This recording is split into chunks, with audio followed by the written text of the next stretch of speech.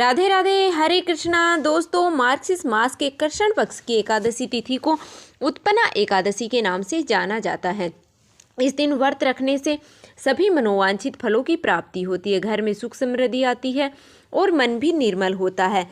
मार्गशीर्ष मास के कृष्ण पक्ष की 11 यानी कि 11वीं तिथि को ही भगवान विष्णु से एकादशी तिथि प्रकट हुई थी, इसलिए इस दिन उत्पन्ना एकादशी का व्रत रखा जाता है और इसी दिन से एकादशी व्रत रखने की शुरुआत हुई। इस बार मार्गशीर्ष मास के कृष्ण पक्ष की एकादशी तिथि प्रारंभ हो रही है 26 नवंबर को मंगलवार को 1:03 से सुबह के समय हो रही है और यह मध्य रात्रि का समय होगा और एकादशी तिथि की समाप्ति 27 नवंबर बुधवार को 3:47 पर होगी।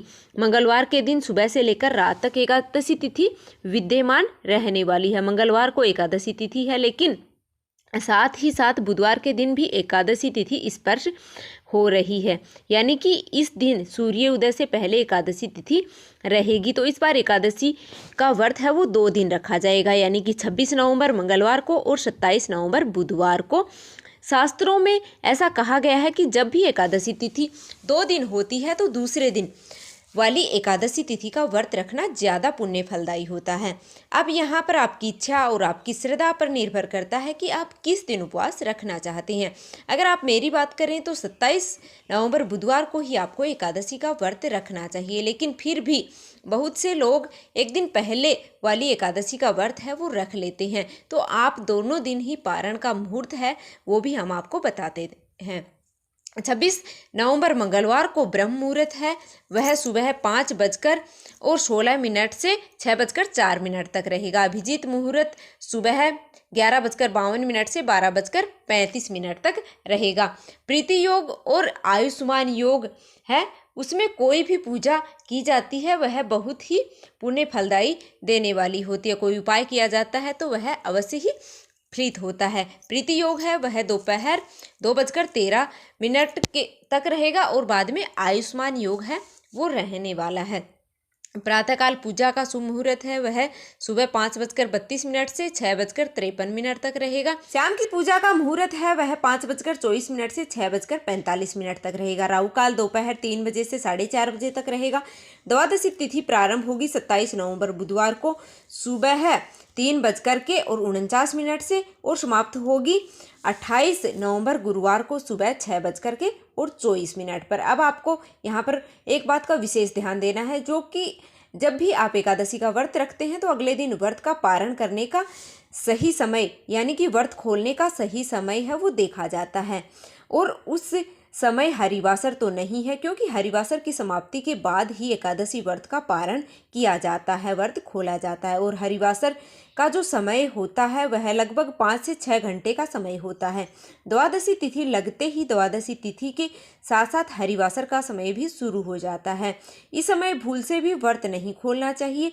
और बुधवार को इस बार सर्वासर सिद्धि योग बन रहा है। सूर्य उदय होगा इस दिन सुबह 5:53 पर और सूर्यास्त शाम को 5:36 पर होगा। ब्रह्म मुहूर्त सुबह 5:16 से 6:04 तक रहने वाला। आयुष्मान योग है वह दोपहर 3:13 तक रहेगा और बाद में सौभाग्य योग रहने वाला है। हस्त नक्षत्र है वो 4:34 से और बाद में पूरा दिन चित्रा नक्षत्र रहेगा। बहुत ही शुभ दिन रहने वाला है। आपकी पूजा व्रत है वो अवश्य ही फलित होगा। राहु काल दोपहर 12 बजे से 1:30 तक रहेगा। हरिवासर है वह 27 नवंबर को बुधवार 11 बजे तक रहने वाला है और जब तक हरिवासर रहता है तब तक व्रत नहीं खोला जाता है। जो लोग 27 नवंबर बुधवार को एकादशी का व्रत खोलेंगे वह हरिवासर के समय भगवान की पूजा कर सकते हैं, भोग लगा सकते हैं और दान दे सकते हैं, लेकिन शुभ मुहूर्त होता है उसी में आपको व्रत खोलना चाहिए। 27 नवंबर बुधवार को 1:31 से 3:40 तक का जो समय है वह व्रत खोलने यानी कि व्रत का पारण का शुभ समय रहने वाला है।